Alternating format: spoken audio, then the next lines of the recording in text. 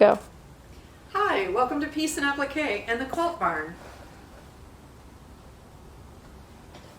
Come take a look around sometime. Today we're going to start our virtual quilt show. Our first quilt that we're going to be showing is the Hermosa Quilt. This is done with a very easy to use 90-degree tool as well as a jelly roll. The jelly roll we used was from Maywood Studios. It's called Gelato. And these are all ombre stripes throughout the jelly roll. Beautiful, rich colors. We're using a pattern called Hermosa, and that was published by Maywood Studios. And then we're using a ruler called the 90-degree triangle ruler. When you get the ruler, sorry to be so precise here, but don't forget, you need to pull off that brown backing so that it exposes all of the nomenclature. So there is our 90-degree triangle ruler. If you want to do this quilt without using the jelly roll, you can use ombre stripes. So these are some ombres that we've got in the shop, this beautiful purple, blue, gray, and green. If you're using your own ombre stripe, cut a 2 1/4 inch seam using your standard ruler. So these are 2 1/4, not 2 1/2. And that's important because if you're using a jelly roll, you really do need to cut those strips down by 1/4 inch or resize the pattern. So again, these are 2 1/2 in a jelly roll. You'd cut those back to 2 1/4. Once you've cut your strips, this handy little tool is really all you need. You take the tool and you'll see that there's a 1, a 2, and a 3 on it. You'll see a diagram that shows that there's a 1, 2, and 3 to build up 1/4 of the square. Align your ruler on the bottom edge with the darkest piece down that way. And take a cut here and on the other side. You'll notice that there's a dog ear part that you can cut as well. So cut off that dog ear while you're there. So those 2 parts are scrapped. Now take your ruler and turn it around. It's facing you. Line up the number 2 line, once you flipped it, on the end that you just cut. Hold that ruler nice and tight, put your ruler down, and cut. Once again, you can cut off your dog ear at this point, so cut off that little dog ear. Now, there's this much of the fabric left, and you can see that the fabric gets very light right at the fold. So in the instructions, it tells you to take your 3rd cut by lining up this part here. But do you see how much difference there is, how much contrast there is out here? What I do is I slide the ruler down to that point and I take my cut. I'm at the very lightest portion of it. Now flip that ruler over and do the other cut. You'll have a lot more contrast in that piece now that you've gone all the way to the light end. Once we've got that done, I go ahead and I put my ruler back onto each of the pieces that don't have a dog ear. The dog ear is going to help us when we go over to the sewing machine. So put your ruler back onto that piece, hold it tight. When I'm cutting off dog ears, I don't cut from the outside to the inside. I put it right in the center and just rock back and forth. That way, you're not going to nick your ruler every time. So flip that over, put that on here, and cut off your dog ear. On this one, we had already cut off one of the dog ears. Let's take that ruler again, put it on there, cut off the dog ear, and one more. Cut off the dog ear. Again, this is going to be really helpful when you go to line up your quilt and make it all better. Those go straight below. Now you'll see that we've got these pretty little pieces. And see how much more contrast there is between dark, medium, and light?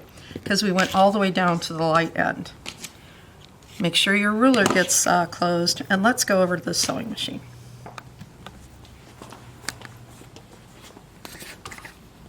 Okay, sewing these together now is very easy. Remember that you've got 2 sets, 1, 2, and 3.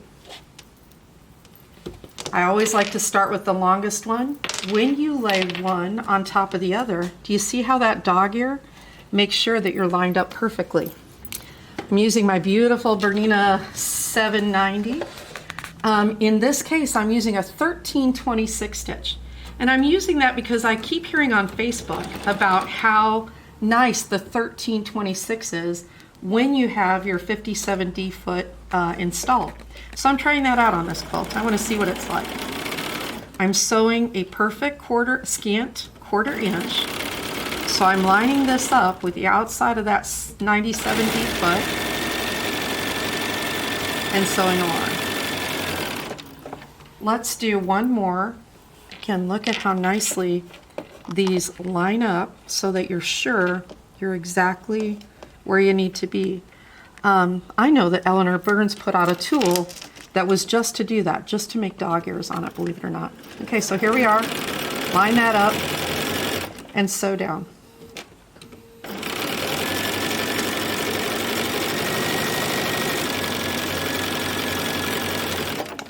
Now we're going to need to take that back piece and add our cute little top. You do not need to press because we're going to be pressing these all at the same time. Trust me, we're going to press, just not yet. So I lined these two up.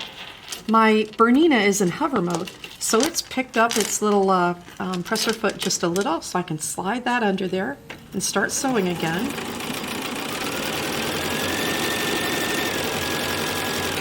And then I do the last one, picking it up, open that up, and then slide that to the back. Right there, perfectly lined up each and every time. All right, so sewing was fast and easy. I actually didn't use any pins because I was confident when I got to the end, if the two matched, it was going to work. I pressed the cutter button on the Bernina and we're cut apart. So let's talk a moment about ironing. At this point, you have two undone seams. Here's my other block so I can show you as well.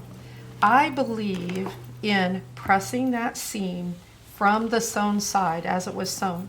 So I press those two together. And then I hold it up and I open up that seam, pressing it apart lightly. Pressing it apart again lightly. You're supposed to be pressing, not ironing. Pressing means that you're going up and down, not raking across the fabric. So there's one. Let me do that again. I always believe in setting those seams. So I set that seam and I set that seam. And then I open it up and I gently push those two apart and hold my iron on to give it heat and gently press those two apart. I've got one more that I made earlier and I'm going to press that open because that's going to show us our total block. So here we are. We press that open, hold it for a second, and press this one open. All right. Now the only thing left to do is to join them together. Our goal is to put a white strip on two of these. So I'm going to grab a pre-cut 1.5 by 9-inch strip. And I'm going to put it onto one side of the triangle I formed, matching it at the top. I will also say that in general rules, the rule of piecing is to always put your smallest strip on top. So in this case, the white strip is the smallest strip. You should put it onto the top. So.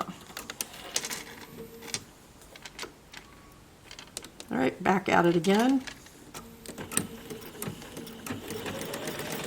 I'm sewing down one side, making sure that both of these edges line up perfectly.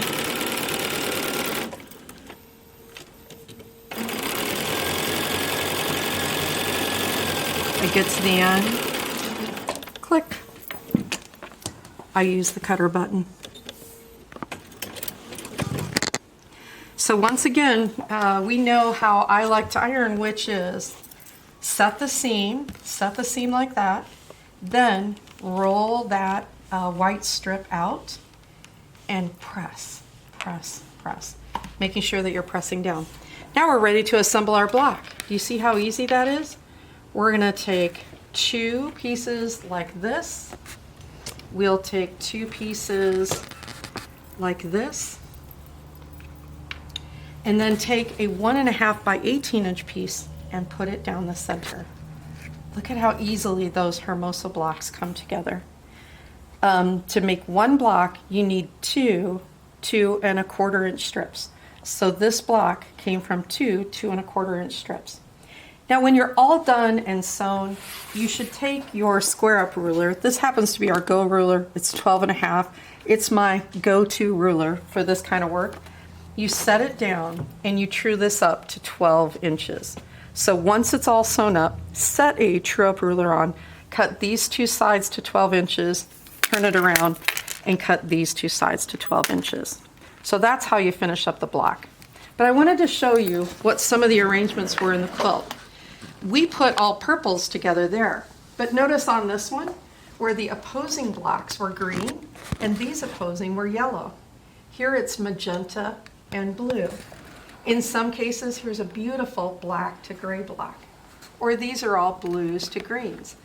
You can set them together all using the same color, or you can mix them up and create some awfully pretty designs. Again, that's Hermosa. This was quilted with a beautiful little circle in circle design. We used a light gray thread on it, and on the back, we used Hoffman's variegated wide back. It runs from blue through purples. It is absolutely stunning. So there you go. That's our first virtual quilt technique that we're sharing with you. Come back each day to find out more stuff.